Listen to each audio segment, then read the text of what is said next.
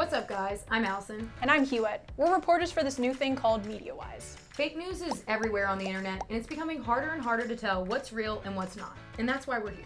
Basically, we're trying to fact check the internet. Which is no easy task. Even as professional journalists, we've been duped by fake news. So if you've ever fallen for misinformation, it's nothing to be ashamed of. Even some of your favorite YouTubers have shared something that wound up being fake. Don't believe us? Check this out. Hi everyone, I'm Ingrid Nilsson and I've been making videos on YouTube for almost 10 years. Hi, I'm John Green. I write books and make YouTube videos with my brother. My name is Destin Sandlin. I have a YouTube channel called Smarter Every Day. I'm Mitch. And I'm Greg, and we are ASAP Science. Hey, what's up? I'm Mark Watson, also known as Soldier Knows Best on YouTube, and I cannot wait to be a part of this campaign to help the young people out with digital media literacy. I'm really looking forward to being a part of this program. It is no secret that teens are constantly inundated with digital information all the time. There's so many people competing for eyeballs on the internet.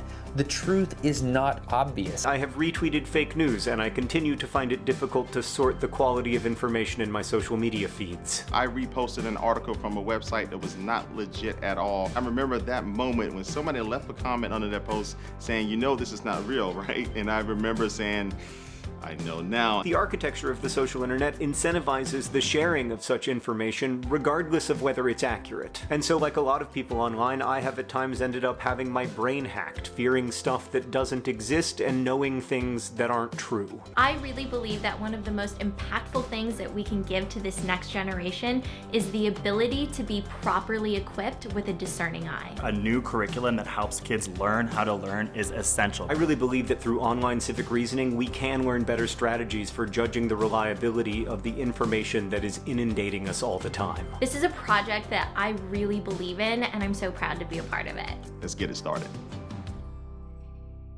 Ugh, I freaking love that video. I know you do. John Green is also doing a 10-part series on his YouTube channel Crash Course for MediaWise. That drops January 8th. Okay, cool. So you guys definitely get the idea by now. MediaWise is all about teaching digital literacy. Our goal is to reach 1 million middle and high school students by 2020. Google.org is funding the project with $3 million. And we've got some amazing partners. The Stanford History Education Group is creating classroom lessons with real-life skills to help you learn this stuff. The local Media Association and the National Association for Media Literacy Education, two partners with extremely long names, are also helping us get our message out. And lastly, the Poynter Institute, where we work, is leading the project. Our boss, Katie Byron, used to be the managing editor for news at Snapchat. Hi guys. She's awesome. Did we forget anything? Teen Vogue. Oh yeah, we're doing live teaching events across the country working with teens. Like last year when Ingrid Nilsson spoke at the Teen Vogue Summit to 500 students about MediaWise. We are going to be showing you how you can fact check the internet. You're probably thinking, okay, enough already, let's get to the tips. But listen, this part's important. Learning these skills really matters because we're all targets of misinformation. What you read online affects how you view the world around you, your impressions on important issues, and how you choose to vote. So now that we know why it's important, let's move on to the fun stuff with a game we like to call The Florida Man Challenge. Woohoo!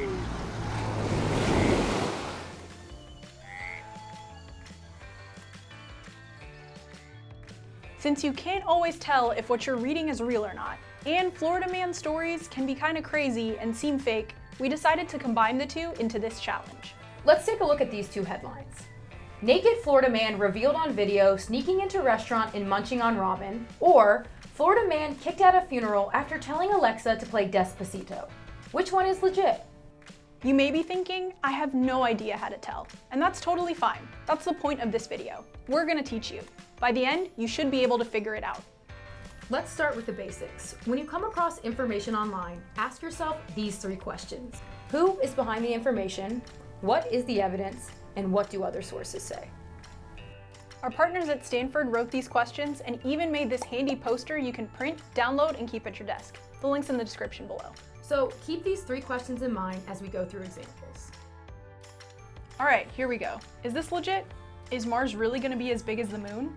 Take a moment, pause the video, and follow the link in the description below. Let us know what you think. Just be sure to come back.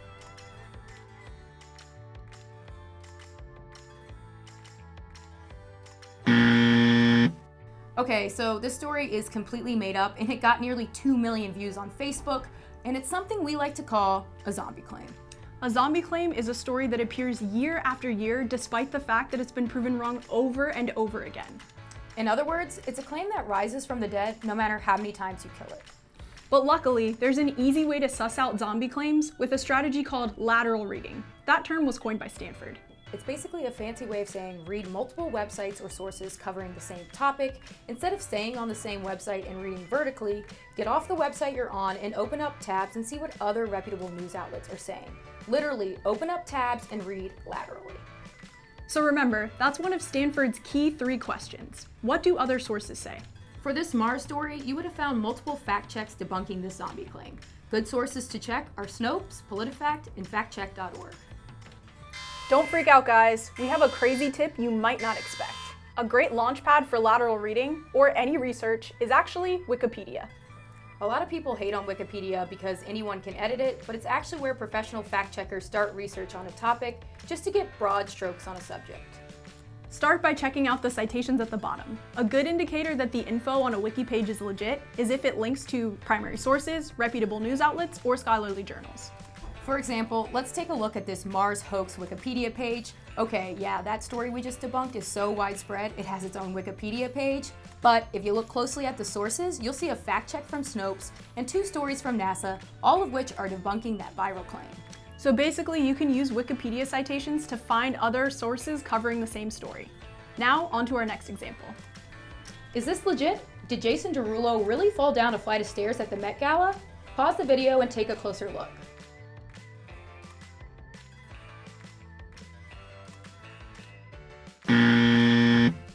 No, that's not Jason Derulo, and that's not from the Met Gala. It's actually from the 2011 Cannes Film Festival. This specific photo reappears every year around the Met Gala.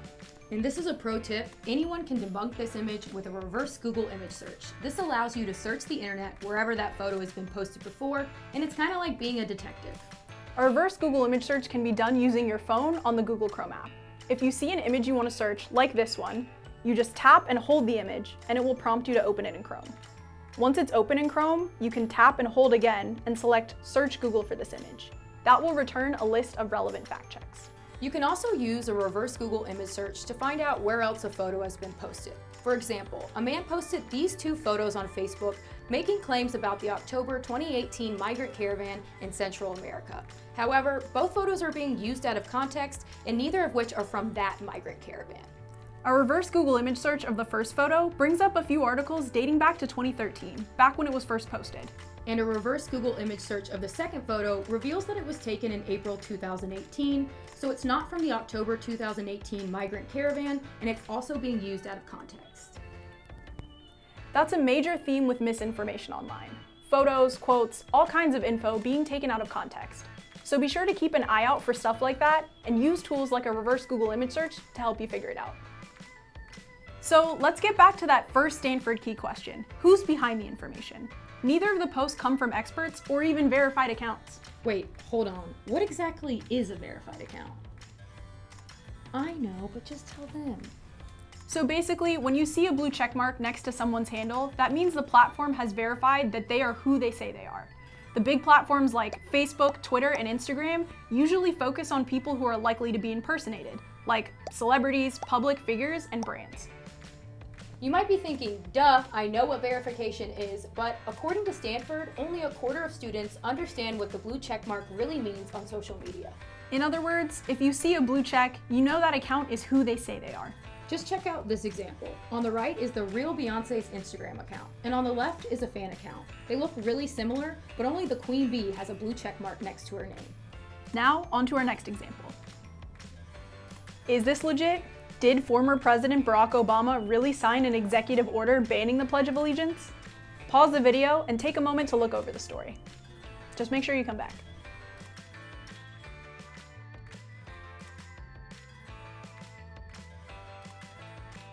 No, he didn't. This story is completely made up and got nearly 2 million interactions on Facebook, and it even fooled me. It has all the things you would come to expect from a traditional news story. A headline, a byline, a photo, and a photo caption, and it even has a pretty legit logo.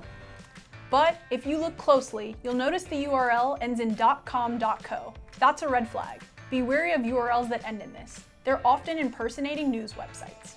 And URLs can tell you a lot about a website. So if you see one that looks a little different than what you're used to seeing, that should be your cue to dig a little deeper. If you didn't notice the URL, lateral reading still works. If you search the headline, you'd find that Snopes actually debunked this story and traced it back to a man named Paul Horner, who's known for posting fake stories onto a variety of websites. Using lateral reading, you can check off 2 of Stanford's key questions. Who is behind the information, and what do other sources say? Okay, so this one is a little different. Which one is an ad? Can you tell the difference between these 3 pieces of content? Pause the video and take a closer look.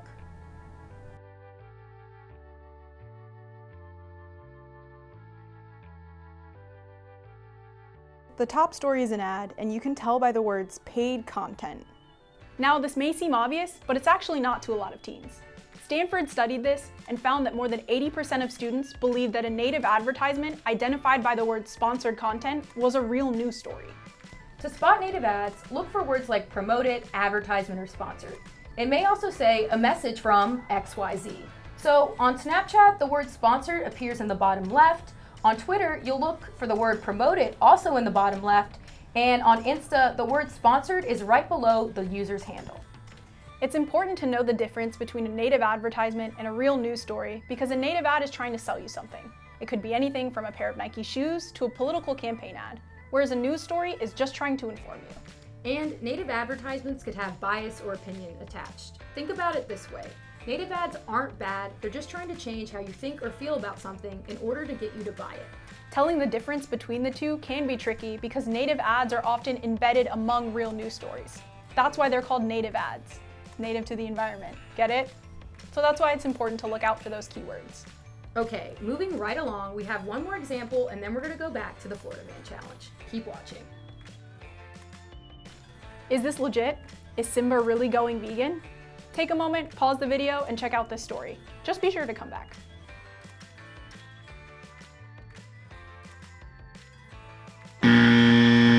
Nope, not real. It's satire. Satire is content that mocks or pokes fun at news, politics, or pop culture. It may seem and look real, but it's really just a joke. This story was posted to 8satire.com, a website clearly labeled as satire in their About Us section and in their URL. They also have a disclaimer on the bottom of the website that says all their content is fiction. Always be sure to check the About Us page or disclaimer on the website. That will help you answer who is publishing the information. Remember, that's one of Stanford's key questions. Who's behind the info? Speaking of satire, that's a hint. Let's get back to the Florida Man Challenge and test what you've learned.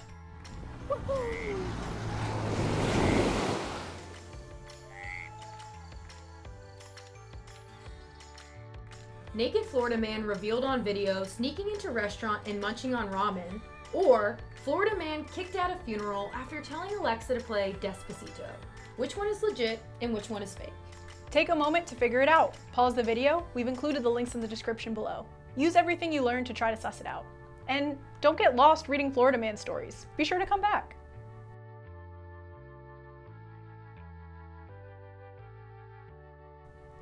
I'm sorry to report that a Florida man didn't actually get kicked out of a funeral for playing Despacito. Man, I wish that were true. Alexa, play Despacito. So, a naked Florida man really did break into a restaurant and eat ramen. You can tell a lot about the website by looking at the URL. The ramen story was written by the Tampa Bay Times, a reputable news outlet. However, the story about Alexa and Despacito was published on 8satire.com, which, if you were listening to any of this video, was clearly made up. Whew, that was a lot of info. So, let's recap. We've gone over several strategies for avoiding misinformation like lateral reading, aka reading and opening up multiple websites covering the same story. And we also talked about how Wikipedia can be a great launchpad for that research. We also went over how to do a reverse Google image search, how to spot a verified account, and why it's important to check the URL of any website you're on. We also covered native ads and how to spot them. Remember, native ads aren't bad, you just need to know the context of the stories you're reading. And finally, satire is everywhere these days. Do a little digging to see if what you're about to share is really just a joke. And remember, all of these tips can help you answer Stanford's 3 key questions. Who's behind the information? What is the evidence? And what do other sources say? Okay, is that everything? That's everything. So be sure to follow us on social media for even more tips on how to debunk misinformation. And if you're looking at a story you're not sure of, send a link our way. We'd be happy to help. And when you use these skills, be sure to tag us at MediaWise. We'd love to hear all about it and give you a shout out. Thanks for watching, and be sure to let us know any questions you have in the comments. Bye!